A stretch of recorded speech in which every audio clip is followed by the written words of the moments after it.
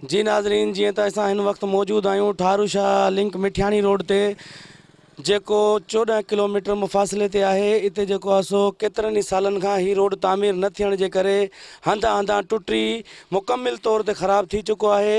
अचो त हिते रोड ते अचण वञण वारनि खां पुछंदासीं उन्हनि खे कहिड़ी तकलीफ़ूं आहिनि, उन्हनि जो कहिड़ो मुतालबा आहे। असांजे हल्के जो MP आहे सैयद मुराद अली शाह ऐं MNA आहे ज़ुल्फ़कार अली बेअण साहब। उन्हनि खे गुज़ारिश आहे त उहे पंहिंजे नेशनल असेंबलीअ जे या सूबाई असेंबली जे फंड मां ही ठारूशाह मिठियाणी रोड असांखे ठाराइजनि। हिन रोड जी तक़रीबन 24 कलाक आमद व रफ़्त आहे, जेको तक़रीबन माना 2-2.5 लख माण्हू हितां जी आबादी आहे। उन्हनि जो अचणु वञणु मोटरसाइकिलुनि जो ऐं हिते हादसा बि घणा था थियनि। इन जो वजह इहो आहे जो रोड में खॾा आहिनि, पोइ जेका रोड जी सुठी टुकड़ी आहे हर को माण्हू उतां वञण जी कोशिशि करे थो, पोइ नतीजे में हादसा थियनि था ऐं क़ीमती इंसानी जाननि जो ज़ियान थिए थो।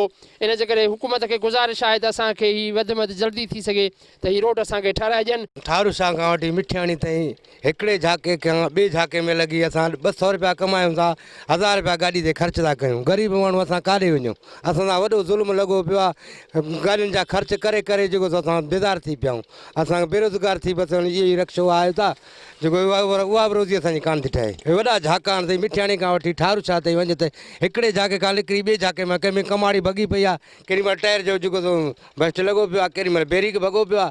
वॾो ज़ुल्म आहे असां सां। 10 साल खनि तक़रीबन थिया आहिनि। हिन रस्ते जी हालत इहा ई आहे, जंहिं महिल जंपर वहनि था चिमिनियूं बरसां जेके जंपर खणनि था मिटी सॼी सम्झ माना बूथ में लॻे थी। ईअं महीनो जेको असांखे जेको सॼी मिटी जेका सा बूथ में लॻे थी ऐं असांखे वधि में वधि तकलीफ़ आहे रस्ते जी। सो असां अर्ज़ु था कयूं पारा ऑफिसरनि खे या पारा वज़ीर आला मुराद अली शाह खे गुज़ारिश था कयूं त जीअं असांजो रस्तो लिंक रोड ठारूशाह खां वेंदे मिठियाणी ताईं जीअं हुन मरमत कराए ईअं ठाराए वें त साईं जन जा थोरा त थींदासीं। ॾाढो नुक़सान थो पए। ठारूशाह मिठियाणा खां ठारूशाह ताईं सफ़ा रस्तो गंदो, माण्हू नथा खणी सघूं। असां 3-4 था खणूं तेल में पूरा आहियूं। असां ठारूशाह नथा पहुची सघूं, गाॾी अध वाट ते ख़राबु थी वई। सिंध हुकूमत खां इहो इतलाह करी बराए महिरबानी करे असांखे पंहिंजो रस्तो ठाराए ॾियनि। रस्ते जी हालत सफ़ा ख़राबु आहे। जेको 20 मिंटनि जो पंधु आहे उहो उन में कलाक ॾेढ लॻी थो वञे। को दिलि जो मरीज़ आहे या कंहिंखे डिलीवरी केस आहे, बराए महिरबानी सूबाई CM खे चवंदासीं ऐं जेको आहे सो आसिफ अली दलदारी साहिब खे चवंदासीं, अदी फरियाल खे चवंदासीं, बिलाल साहिब खे चवंदासीं त बराए महिरबानी करे असांखे पंहिंजो रस्तो ठाराए ॾियनि। गाॾियूं भॻियूं पिया आहिनि, तव्हां पाण ॾिसो भराई कयो सॼी भॻियूं पिया आहिनि। 3-4 साल थिया रोड ठहियो न आहे। PPA हुकूमत ई पोइ बि न सभु मुशरफ जे दौर वरी रोड ठहियो आहे, भुटे सां वरी न ठहियो आहे। पाण हालत खॾा वॾियूं हालत आहे, कमाने पटा भई था पवनि, असांजी रोज़ी नथी थिए।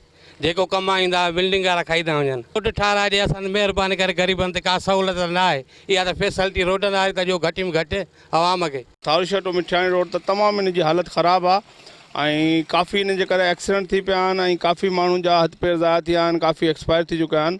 त असां सिंध गवर्नमेंट सां आला हुकाम सां इहा अपील कंदासीं त हिन खे बराए महिरबानी जल्द सां जल्द इन मसइले खे इन रोड खे ठारायो वञे ऐं आवाम खे परेशानी सां बचायो वञे। आवाम तमामु इन रोड खां जेॾी महिल गुज़रे थी त तमामु तकलीफ़ में ऐं तमामु ॾुख में आहे ऐं तमामु जेको उन्हनि खे परेशानी थी थिए। सुबुह जो 8 बजे खां अॻु में ई असांखे पहुचणो हूंदो आहे हॉस्पिटल। ठारूशाह खां मिठियाणी वञण वारो जेको रोड आहे उहो बदतर खां बदतर रोड आहे, जंहिंजे तहत जेको आहे सो असां सिंध गवर्नमेंट खे अपील था कयूं त जेतिरो जल्दी थी सघे ओतिरो हिन रोड जी मरमत कई वञे ऐं रोड खे सुठे तरीक़े सां ठारायो वञे ताकी असांखे ड्यूटी ते पहुचण ते तमामु सहूलियत थिए। तक़रीबन 15-20 साल थी विया आहिनि, को सहूलियत न आहे। हिते जेके बि आहिनि सभु माण्हू खाइनि पिया था, रुॻो पंहिंजो पेट था भरनि। केरु कंहिंजी भलाई में न आहे, रुॻो वोट वठी हलिया था वञनि। माना केरु कंहिंजे फ़ाइदे में न आहे। जेको वक़्तु इलेक्शन जो थिए थो सभु को अचे थो, बाक़ी हींअर माना कंहिं कम जे ई न आहिनि। बसि जंहिं महिल कमु पवंदो वोटनि जो थींदो पोइ ईंदा।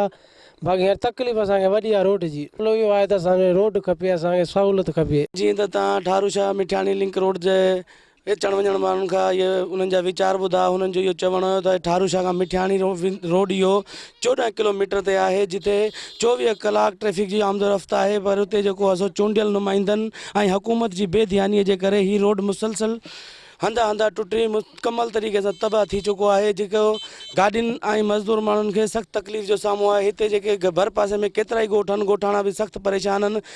मजबूरी में तकलीफ़ ऐं एमरजेंसी में अचण वारनि खे सख़्तु इंतिहाई परेशानी जो साम्हूं आहे। हुननि सिंध हुकूमत खां इहो मुतालबो कंदे चयो त ही ठारूशाह लिंक मिठियाणी रोड जेको 14 किलोमीटर ते आहे, इन जो जेको आहे सो फौरी तौर ते तामीर कराए हितां जे रहवासियुनि खे तकलीफ़ुनि खां बचाए वञे। कैमरामैन राना रफ़ीक सां गॾु तनवीर कुरैशी, टाइम न्यूज़ ठारूशाह।